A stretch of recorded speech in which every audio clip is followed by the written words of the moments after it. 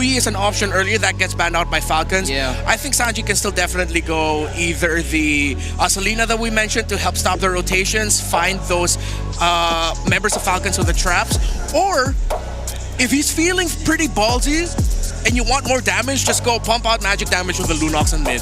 They're trying to at least suppress Team Liquid Philippines towards their picks here in the mid lane position, because usually we see Louis and the Eve getting picked up by Sanji to make out of this world plays or maybe out of the box plays, but that's not going to happen so far. I wonder if he's willing to play into the Kagura. I think the record for the Kagura not that stellar for Sanji, no wins on it. Right. So they save their mid lane pick for later. They pick up the Harith. I wonder if they're gonna go mega greedy sustain and then surprise Angela again at the end of the draft. Because they don't need to get burst anymore. They have the Harith. They're fine with that. Right. So I think for Team Falcons, they tried to do that greedy lineup from game number 1 where it's heavily, lenient towards it, but I get the point. I see the vision here coming in from Team Falcons. If they want to pick off a greedy lineup, they can do that just because of the Alice and the Harith still needing some scaling. Yeah, I felt like that. I think that's the only way for them to be able to stop this. So we're going to pick up, you can't go Kaja. Are you forced to play Boxer Roam? Then you have a little bit of stop. Matilda. Okay, Matilda with the Fred with the Granger. Okay. Yeah. I call this old school, a little bit more old school, the sustain. There needs to be a source of healing and shielding. Oh, it might actually be Angelo for Sanji. If it's not going to be anything offensive like the Selena or the Kagura, you go for defensive and utility. You pick up the Jella. You don't have to worry about an Esmeralda on the side of Falcons. You already see their lineup. An extra Angela means that you get a little bit more sustainability to match the shields that will inevitably be really good for Falcons and terrible for Liquid to go up against if they can't match the sustain. So, they go for damage. They still go for the Lunox that we mentioned earlier. They don't want to match the sustain. They want damage. A lot of people were pretty much bashing the people who use a hero that only has a few buttons to press. But with the Lunox, they're going to go damage. They're going to try to break through the wall of Kyle TZ and Flap TZ. And together with Ogwen, the Lunox doesn't really care about the shields that will be committed here by the rest of the members of Team Falcons. But for Super Marco, the range finally comes in. He no longer needs to go all out and then further engage with the idea of fighting from the distance. And I think based on the Alice and the Gatap Gacha of Team Liquid Philippines, he's going to have to be really careful about the idea is for Team Falcons to equalize, but TLPH wants to take it. Here are the casters for y'all. Thank you for the breakdown, Hans and Renmar. Once again, we're about to jump into Game 2 here in this best of 5 between the Clash of the Titans, TLPH, and Team Falcons. It's me, Nyasu, and Leo to bring you the action. And man, I'll tell you what, Game 1 was devastating. Welcome to Mobile Legends. But legend has it that when Titans collide, you can't help but get a long series. So Game 1, that's true. That was just a taste. I'm here for the whole course. Okay. All right. I want to believe it too, man. We're sitting at the table for this one. I will say this, though. Looking at the emblem breakdown, looking at the lineup that Team Falcons brought to Game 2, I share the same sentiments with what our panelists said here. One of the great things is the utility they have. They have Matilda locked in. This is much better for Super Marco. He's now got the Granger, so he's got some range to work with. And the telltale sign that you respect what your opponents brought in Game 1, look at the absurd amount of purifies. I was going to say. I'm pretty sure if Flap TZ wasn't on an Arlet, he might have also rocked like a Purify if he was like a CC or something. Just a 4-man Purify, Right? Yeah, because again, you can't put a Purify in your jungler. But that just shows you how important crowd control is to Team Liquid Philippines' MO is. When they go into a match, they want to make sure that they don't just have damage. They have ways to dish out that damage efficiently. So you want crowd control, which they still have now in spades. And that's why I think, the Team Falcons took what happened to them in Game 1, and they're like, we're going to go in better prepared for it. So what better way to do that than have a Matilda with you in the hands of Ogun, which can help you be a little more versatile and mobile. Which I think is an answer to Liquid's, I guess, less crowd control-centric lineup. Upon further evaluation, it's more damage now. Magic damage. Even Renmar, I saw drool a little bit, was like, ooh, still the Lunox? Really? Because that is such a specific choice to make. That's a decision that they made in tandem with their coaches Coach RC and Coach Tic Tac. Sanford here, going to the back line, throws out that shadow. Ruin, no one home. Few less than half health as Carl just wails away at the turtle, securing it. JP still alive. Revitalize AOG on out. The brilliance in. Final slash by the Filipino cannon. Sanji falls. So does JP. Falcons clap back. Oh, they clap back. They do give up that turtle, one in the hands of Carl Teasy, but good pickups here. Grabbing a couple of kills to put him on the board for Team Falcons. A much better start. And I gotta say, a much better start just for Flap alone, man. Remember, he struggled on the Alice in game 1. Well, now he's got a double early kill on this Arlot, who's going to be very important for them as they get through this game. Already you can see how different Liquid's play is when they have less crowd control. They were playing on a clock there. They were counting the moments when they could get away with a turtle take, but Flap wasn't having any of it. They punished him hard for overstaying, because what are you going to do with an angry Arlot on you, man? Like, he is going to just sustain through the damage you were dishing out, especially in the early game. Yeah, now he's got the Fury Hammer off of that, so a little bit of extra damage and that penetration to go ahead and help him. So now, if they wait even for the next objective or they try to set something up in one of these lanes, Flap alone is going to be somewhat of a threat. Again, that fight was started off from Sanford deciding to go in on the Alice, popping that Throne of Ruin, and not be able to really catch anything. It was a delayed kind of counter punch, really, from Team Falcons to make it work there. So a great setup. It gives them a very minor lead to go ahead and work with. And mind you, they didn't even really have to use much of their utility. You know, they didn't have to pop all their purifies or anything like that. It's like they backed away from the game plan of TLPH. Nope.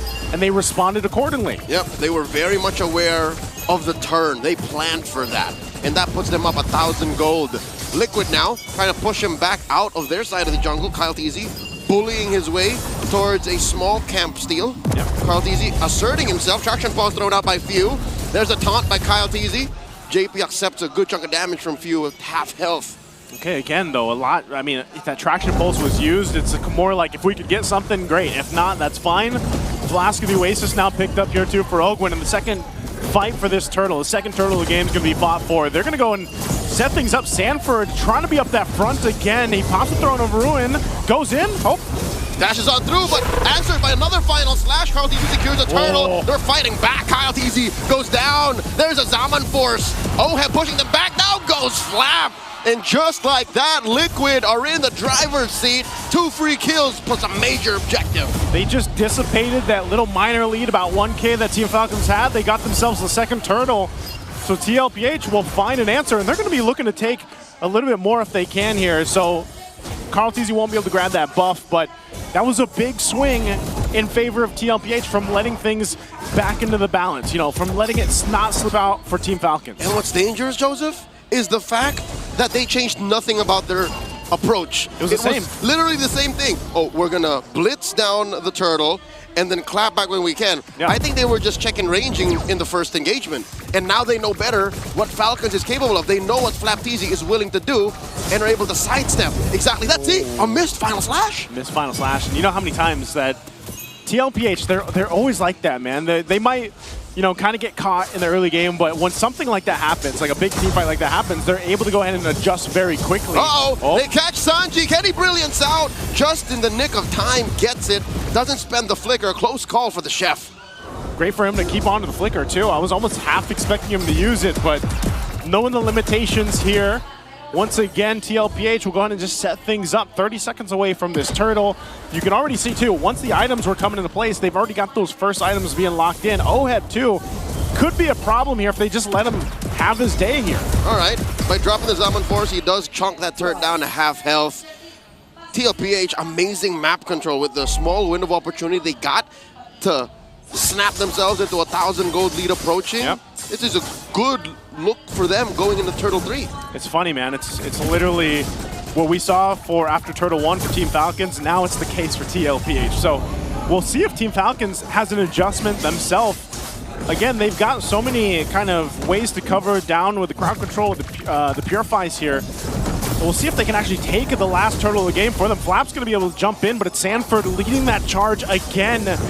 What can they do here? Traction pulse thrown out too. There we go. AOG coming in. Daddy JP, all eyes on him. Zaman Force thrown out as well. 3 go just as quickly. Few is up next. Didn't even get the purifiers. Marco falls. Baby Cakes doing work. Ooh la la. And that was a stampede if I've ever seen one. TLPH just completely wrecked Team Falcons in that last turtle fight. It looked like nothing was going well for them, even though they burned the purifies and everything else. Few didn't get the time to do it, but man, it just seemed like they didn't stand a chance in that team fight. It's a swing and a miss. You mid-block a low sweep by purifying into a lineup that has so much damage and just the right amount of CC to get it in. One more look at it, and look at this. I think Liquid just moved too fast that Falcons wasn't sure if, should we go for the turn or the steal? Turn of the steal, and it was too late. It was a complete, like that is a stampede, man. That's what I'm saying. Like it looked like Team Falcons wasn't sure what they wanted to do in that team fight. And TLPH was like, we don't want to give them that opportunity to even think about it. We're just going to go. It's an identity crisis on the first date. Like, who am I? Who are you? You know, and by the time you don't even realize it, the date's done. What do you want for dessert? Who am I? I'm back at home, man, you know? I'll tell you what, though, TLPH, it took them a little bit longer to get to this point, but it's more or less the same of what happened in Game 1. They've now got themselves a good, comfortable lead. They've got a couple items, you know, each member here, and you almost, I think this is going to be a Holy Crystal for Oheb. Oheb has been nearly untouched. I mean, he's 3-0-2. I don't know if he's even used the Purify much. And that is a missed opportunity. Oh, no. Oh, no. Liquid. Bear down on a few once more. Force him back. Kyle Teasy just acting as the shield for Falcons as another throw of Rowan. Puts him down to half health. He's backing up. Down goes Flap. Flap sacrificed himself so the rest of Falcons can back off. Again, how many times can you do this? You know, how many times can you take the punishment if you're Flap Teasy here? He had such a good start in this game, too. The double kill off in the early game, but now he's, you know, and you can't blame him. That's kind of his job. He's got to force himself into these situations where he's trying to get a final slash off to give them an advantage. You know what the hard truth is? Even if this went extremely well for Flap, he's not the one Falcons want to succeed. They want to put money on Few. They want to put money on Marco. And that's not even happening. It's crazy how different even this Alice is working for TLPH in the previous game, man. And it's, Sanford's not doing anything fancy. He's just pretty much like, he hasn't died, that's one thing, but he's utilizing that Flicker and that Throne of Ruin combo really, really well. That's zoning out Team Falcons. And, you know, trying to put the money on the right heroes here, on the right members, is that much more difficult when you got Sanford up in the front of it all. But looking at how Falcons is reacting to it, they have 3 Purifies. Yeah. So what 40 is doing is essentially canceling and negating these Purifies. Which like in turn, giving a Purify. Yeah, like baiting a Purify, exactly. Yeah. So, again, he just becomes a sexier Uranus. He's just literally standing around them, waltzing around, forcing a response so the rest of Liquid can dish out the damage. Yeah, I definitely choose Alice any day over the Uranus, you know? That's going to be the case for, I think, a lot of the teams here throughout the playoffs. It was already the case for the end of the regular season, and now we're seeing in the hands of TLPH. Oh, they're just limit testing here for Carl TZ. Again, wanting to get these shields, the Lord is going to go ahead and walk up on the top side. We'll get this Holy Shield down up top. TLPH finding themselves again with a massive lead now at this point, almost 10,000, nearing that 9,000 mark. Tier 2 turrets will fall, and these shields being held onto for Team Falcons. So they're going to have to figure something out quick here, Leo. They held on to that mid lane inhibitor. The shield there is going to stand for 1 more minute. That's wise for Falcons. I think they did the right thing. Because imagine if you even lost that resource. Imagine just by not touching that siege minion, you would have flubbed and got a free wave clear. Falcons are still in this. I think Falcons are still locked in. I'm thinking of ways that they could clap back. At least number 1, Marco isn't exactly starving. There is some resources coming into this Granger. Flap Easy, we talked about this so many times. You can miss 99% of your final slashes, but if inside your base you can wipe them out with that last one. It's that one. It's that one. Yeah, that one can change the course of the game. So Cope is alive. The Cope is alive, but I think in order for it to actually become a threat, they're going to have to get that, you know, the gold and the items over here on Super Marco especially, because crowd control wise, you got that covered for Team Falcons. You got a lot of utility. You got to be able to go ahead and capitalize on that. And who is going to be doing that? Super Marco. And he's just not there yet. He was about 2,000 gold behind Oheb, So I think if you're looking at Team Falcons on how they can go ahead and maintain themselves into this game, it's really buying enough time to get Super Marco to the point where he needs to be. We've seen him do it before, man. Yep. So you can't count them out completely, even though this is a massive lead right now for TLPH, and they're taking just about everything they want. It's not impossible. Team Falcons and Team Liquid PH right now, because of this 10,000, 11,000 gold lead, are playing their own little sadistic version of Pac-Man. One of them is dodging, while the other is just moving around, trying to get resources and score up and close that gap. Liquid are doing this very, very disgustingly. Despite the Matilda on the other side, Liquid are so mobile. Again, you have that Gleam, you have a Lancelot that can dash on through, you have an AOG, you have a Gatot Kacha that can go, from point to point, little corners of the map. Yeah, and he's, like, look at him. JP will just post up, and he can get out that way, too. So Lord's already secured. They might force a fight. Throne of Ruin, 540, and they're engaging. They do get that engagement underneath that orange. Zaman Force. Not a good look for Liquid to overextend. Falcons back off. They do. They're going to go ahead and disengage from that, but that was all to get this Lord. Good thing, I will say this, Team Falcons held on to the Purifies. Yeah, a Flicker was burned in that exchange. Flaps doesn't have that, but they've got the Purifies ready. They have a little bit of time to go ahead and prep up for this Lord push up top. And Team Falcons, if you really look at this lineup, oh no, are they going to try to make a play? Okay, they did. Ogun did punch forward with that Circling Eagle, but they've got enough time to reset here and get ready for this base defense. Interesting pivot. Yeah. Suddenly turning over to Sanji when he was expecting to turn on Carl Deasy. Yeah. But I guess they were just buying time, because look, Falcons are forced to Ube to even respond to anything Liquid is throwing their way. They do eventually get to this Lord. JP with the AOG, fighting underneath this tier 3. Not a good look. JP falls. Oh, they're going to be able to go. Now Sanji in trouble. Takes a shot himself, but Carl, they just want that turret. That's all they're going to be able to get. 2 for 1. Inhibitor falls in mid. Now Kyle underneath Carl's blade. Just taking down about half health as they dodge on through. The taunt catches Carl. The Phantom Execution out. Oh, and that gave him enough space. Oheb was there to back him up with the Zaman Force, but it looks like that's all they'll get. That's why I'm saying Team Falcons, man, imagine they're down 11,000 gold, but they actually were able to go ahead and defend into that. That base turret up top didn't go down. It was a 6v5, Joseph. Yeah. Lord fell even before Liquid knew that this was a real fight, and it was a matter of, let's just get that mid lane inhibitor. Since Falcon is forced to play together, they can't clear that wave. Liquid just decided we are collateral damage. Yep. JP falling, who else died? Sanji falling. Yeah. Like, that was the necessary trade for that mid lane inhibitor to fall. And that's, I think, is that just going to be one of the cases because of the lineup that they have where it's like, they have to throw some bodies at this lineup that Team Falcon has just to get some of these inhibitor turrets down. I'm guessing it is a one-time sacrifice, a one-time payment. It's not a subscription, Joseph. Just one time. Yep, you literally, you do that, it's lifetime. Yeah, you have access to it all the time because they have access to that mid lane all the time. That mid lane now. Oh, Sanford does jump in with a Gleam, but again, you got to start respecting what this lineup from Team Falcons can do. I think even in a sense, you already saw the preview of damage that they're able to pump out if TLPH somehow overextends. Looking at the items though too, Super Marco, he's still, 1,000 plus gold behind Oheb, but you look at the items he's got, he's in a fighting position now on the Granger. He is, but it's not optimal. He has what, 2 stacks on that Sky Piercer? Yeah, not much. All the while Oheb is up, yes, 1,000 and change, but he hasn't even built his full arsenal yet. So that means he's going for the most expensive version of a gold lane mage. Yeah, he might as well. He's got a power spike incoming still. He's still got it. No. Oh, they dropped the Zaman Force underneath Kyle T. Traction falls thrown out. AOG from Daddy JP. And an Appraiser's Wrath. Not enough to keep Kyle alive. Look at the back line. Sanji finds few.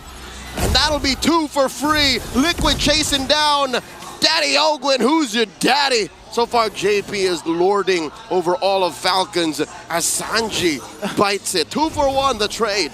That was an interesting trade, too. I know Sanji went down. He was there to zone out Super Marco into the base. This might give an angle for TLPH to get another turret. I'm not sure if they can end it, though. They might push for it. Uh-oh. Carl Deasy underneath. Flap Deasy doing his darndest to clear the wave. Divert attention away from TLPH. Ending the game. Oheb finds Super Marco. Zaman Force underneath the base. Flap Deasy up next. And there's just the base left. Waves are crashing in as Liquid smell match point just mere inches away. The base gets cracked. The cavalry march forward.